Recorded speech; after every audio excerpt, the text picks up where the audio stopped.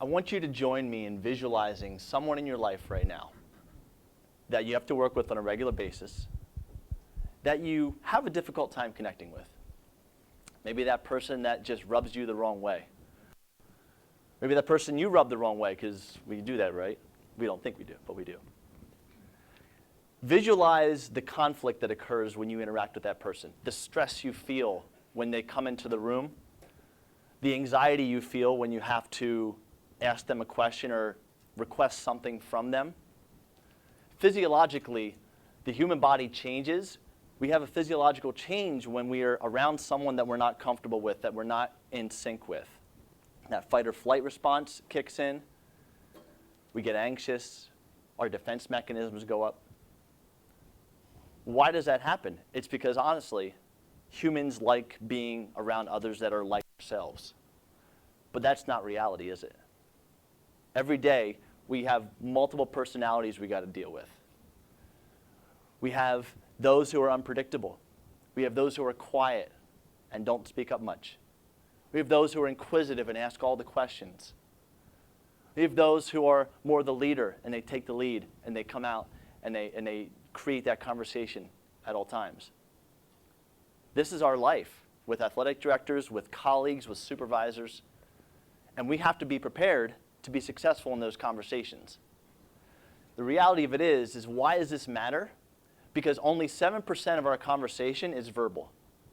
93% of what we say comes from our nonverbal cues. It comes from our body language that we pick up from others. And if you talk about the actual message being delivered, 15% of your message really is the content that you have. 85% comes from the way you deliver it. The way that message is delivered. You could be the world's most renowned expert on back pain, but if you cannot communicate what you know to that patient or to that doctor, what's the chance that they're going to follow what you recommend? It's a lot less likely. You have to be able to communicate that well. And I mentioned before that we like being around others that are like ourselves. It's been proven that the brain is 31% higher functioning in situations where there's low stress and there's a positive mindset. So when you have rapport with someone, when you try and have a conversation with someone that you connect with, everything's firing well. When those defense mechanisms are up, it's a lot harder to have that conversation, to understand, and also to communicate. And it really starts with yourself. It starts with looking at yourself from the balcony. Because what happens is we think we communicate a certain way, we think we are a certain way, and if we don't take a moment to be mindful enough to realize what we are putting out there, the way we're communicating, the way we're presenting ourselves, we're not going to be able to move down that journey of being a better communicator. We have to seek to understand our own self first, and then we have to seek to understand the other party that we want to have a communication with. We want to have a conversation with someone, we have to find that commonality between myself and that person. In this room, I know we have certified athletic trainers and healthcare professionals. Easy to frame a conversation if I needed to with any one of you because I know that commonality. But we don't always have that commonality understanding before we interact with someone. So you have to showcase an initiative to try and find that. Dr. Stephen Covey spoke at ends about the importance of understanding others before you can be understood. And it really is true when it comes to conversation. A big part of it is emotional intelligence. Not only are you self-aware, are you able to regulate your emotions? Are you able to control yourself in different situations and be adaptable? Because other people, you can't change the way they communicate. All you can do is adapt the way you communicate, adapt the way you carry yourself around them. That's emotional intelligence. And if you talk to supervisors, you talk to colleagues, and you ask them to rate their colleagues or fellow professionals about who are the high performers, there's countless studies that show those who score high on emotional intelligence tests have a significantly higher success rate that as rated by their peers. It also leads to getting those raises you desire, getting those promotions. It's been proven that those who score higher on emotional intelligence tests actually have higher income because they can deal with people and they can be influential and gain personal power like Kevin is going to talk about later. That's really key. So you've got to develop these skills. We've all been in those situations where we've had breakdowns in communication. I mean, think about that time you tried to have a conversation with someone and you left in a huff because they just weren't understanding me. Or you know what happened there? I didn't understand what they were talking about. And when you're in person, you can see them. You can visualize, you can catch their nonverbals. But what happens when you're on the phone with them? When you're on the phone with them, you can't see them. You got to rely on what you hear. You got to listen to the inflection in their voice, the tone of their voice, the key words they're using. What about text? It's even harder. You have nothing to go off of. I know everybody in here has read a text or has created a text and sent it to it, or an email to someone else that you thought you were giving a message, but the other person was like, that's not what I took out of that. It is so crucial that we become self-aware of our message delivery in person, on the phone, and via text to avoid snafus like that. And it's hard. We don't always have the energy to want to be the positive person. We don't always want to have the energy to connect with that person that we haven't connected with in the past, because it's hard work. But what happens when we don't do it? Triangulation. A coach doesn't have a good rapport with us, so they disagree with our philosophy, they disagree with our recommendation. They go and complain about it to other coaches instead of coming to you directly. And then now you got other coaches talking about what you're doing.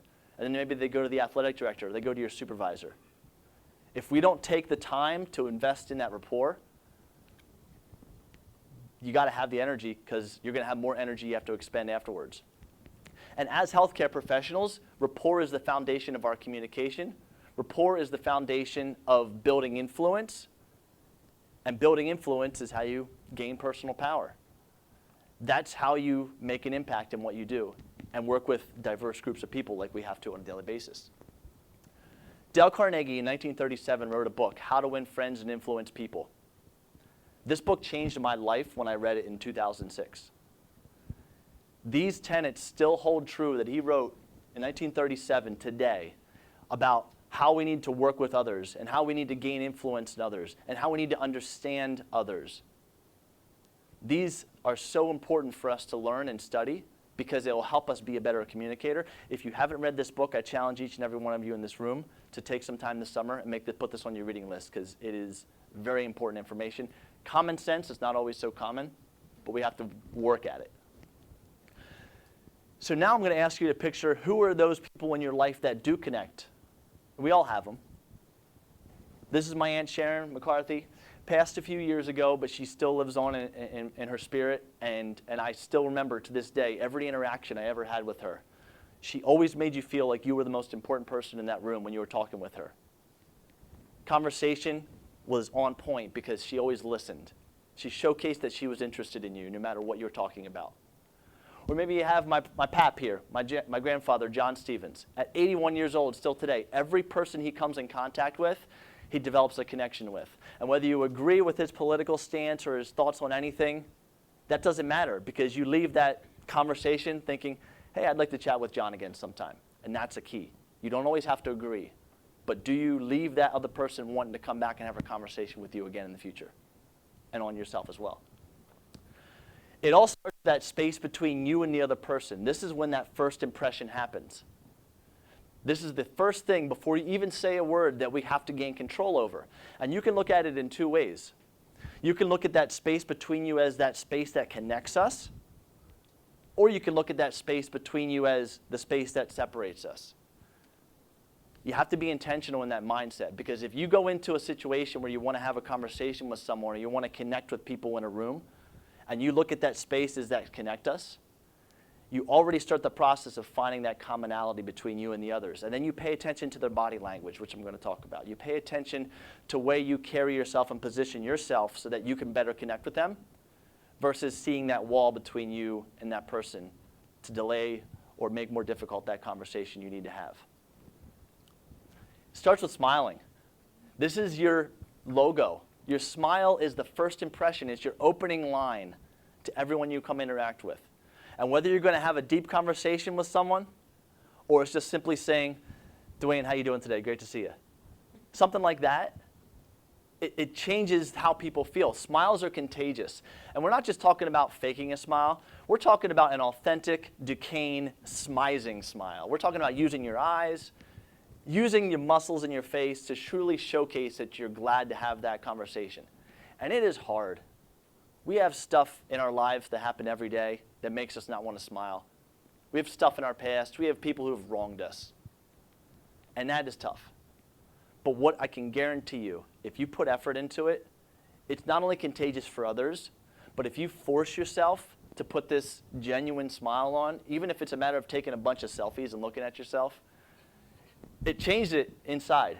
You get a feeling inside of happiness that makes it easier to share that happiness with others. And I'm not saying you need to be the most positive person in the world that never sees the negative in things. I'm just saying, do you put on a face that always portrays the fact that you're available for others?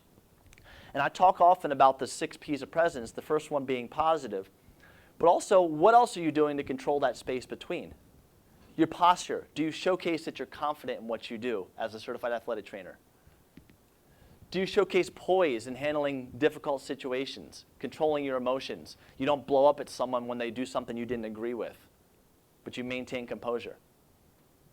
We talk about positioning. If you're going to have a conversation with someone, are you positioning yourself in a way to really maximize that space between? If I'm going to say hi to Chris, I might do it right here and say, hey, Chris, how you doing? But if I want to have a conversation with Chris and he's there, I might come here like this because we want to connect and have that conversation. And something subconsciously happens when you get on the level of someone. If someone's on the ground, you shouldn't be standing over them. You should at least be down on a knee. If someone's standing, you should be standing. That's how we connect. Perceived availability, this is a big one. Every time someone comes into your clinic, your athletic training room, your office, do you give the impression, first thing, right off the glance, that you are ready to help them? Or do you have this front that you put out that, why are you bothering me again? Are you perceivably available to help people at all times? And when you're not perceivably available, are you communicating the fact that, I'm sorry, I'm not available at this time, or you do something that clearly defines that expectation that I'm not able to help you at this point? You got to be clear with that. And last is your passion. How can we ask other professions and other people to go to bat for us as athletic trainers, to understand what we do, if we ourselves are not passionate about what we do? And if we don't portray the positive impact of our profession? It starts with us, and it's contagious. Be passionate about what you do, and that helps that space between even better. We've talked about that nonverbal. What about those verbal components? Before you even try to match or mirror or understand other people's verbiage, you need to also understand your own. What is my normal volume? Am I a quiet talker? Am I a loud talker? Do I talk really fast? I'm kind of a slower talker. That changes around the country. You're going to have people that are all ranges of that. Mastering inflection. Inflection is basically what word do you put emphasis on in a question or a statement. I can use the same sentence 3 times and mean 3 different things. I did not say you could do that. I did not say you could do that. I did not say you could do that. It's the same sentence 3 times, but because you gain control of your words, you can change the tone of that and make the emphasis in different areas. You have to master that because it's influential when it comes to negotiating, when it comes to conversation. And last, are you comfortable in silence? We hate sometimes when we ask a question and someone doesn't give us an answer in 5 seconds. Sometimes we have to just sit and wait and give them a chance to respond. But also, if you need to make a big point and you're talking with someone and you really want to sell them on something, sometimes taking that little pause brings their attention to you a little more so then you can give them that last bit of information they want. You have to master that and gain self-control over it. And you do that in your conversation through matching and mirroring. Matching and mirroring in its simplest form is basically adopting the behaviors of those around you to better subconsciously connect with them. They're verbal and nonverbal. Maybe it's a matter of you match the way they talk. You use a similar tone. So if someone is a really fast talker, you shouldn't come in and talk to them like this. And that's where I said earlier, you can't change how other people talk, so you have to be adaptable. I have to adapt the way I talk to someone else to match them. Because I can't just come out and say, I need you to speak slower for me, please. We ain't gonna do that. You also need to match body language. And I'm gonna put this in conjunction with our active listening skills. So we're gonna work on this today. How do we match and mirror? Where does this all come in line with this active listening? Number one, when you're having a conversation, you need to show openness to that conversation. You need to show through your posture. You need to not be sitting back in your chair like this. You need to be open and leaning in, showing that you are involved in that conversation. Use gestures in a way that helps to enunciate the key words that you want to communicate, but also you watch their gestures and you match those, and we'll talk about that. You maintain eye contact. Now, not everybody is a gazer into your soul and will stare in your eyes the whole time you're talking. If they do, you better be doing that back, even if it's uncomfortable. But if you're with someone who doesn't like eye contact, you staring at them the whole time is going to make them even more uncomfortable. So just connect enough eye contact to the point where you connect with them, and then look away a little bit so they're comfortable with that. Eliminate distractions. Very key. I'm guilty of this horribly. Phone in my hand while I'm trying to have a conversation. Eliminate those distractions. Put it in your pocket, because as soon as you have that phone in your hand, the first thing that person is thinking about is, are they going to get a call and something else is going to be more important than me? Eliminate those distractions when you're having conversation. And really focus on that space between, like I talked about before. How do you stay involved in conversation? Verbally and non-verbally. Nod your head. I see. Okay. That shows you're listening. Non-judgmental words that the person who's speaking knows you're paying attention. Second, occasionally asking questions that help to clarify on your end so you understand. Never ask why questions. Always ask how, what, when, where, who. Those are statement questions that they can point details together. Not everybody can answer the why behind why they did something or why something is happening. And really listen with intent. Listen with the intent to understand. Don't just listen with the intent to reply. And then you wrap things up while you're doing that. You paraphrase back to them so they understand your message and that you understand their message. You occasionally use the words they use. If they have key words they keep repeating over and over, you take those words and you put it back into your paraphrase. If they have a gesture that every time they talk about seeing this athlete, they go like this. Oh, so the last time you saw that athlete, you do something subtle like that. That's a subconscious connection that they're going to be like, oh, they get me. They get me. And then reflect back also if they share those emotions. And then you wrap that conversation up at the end with validation. You want to show that you are truly understanding what they were talking about. You affirm and confirm. Many times we try and seek those yeses, but quite honestly, sometimes we don't feel comfortable saying yes. It's a commitment.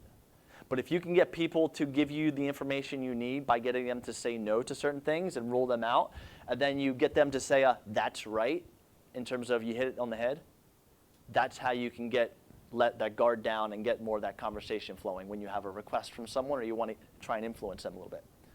And remember, validating does not always mean agreeing, but you do need to be able to have a conversation with that person again at some point. That's the key point. So in summary, we need to do these things. We need to see ourselves from the balcony. We need to have that self-awareness to know that it starts with us understanding ourselves, and then we have to understand the other before we can even try to communicate our point. Number 2, smile and be sincere and show that you care about what you do. Number 3, realize that every conversation is about the other person. Even if it's you trying to make your point, it doesn't matter if they're not willing to receive that point.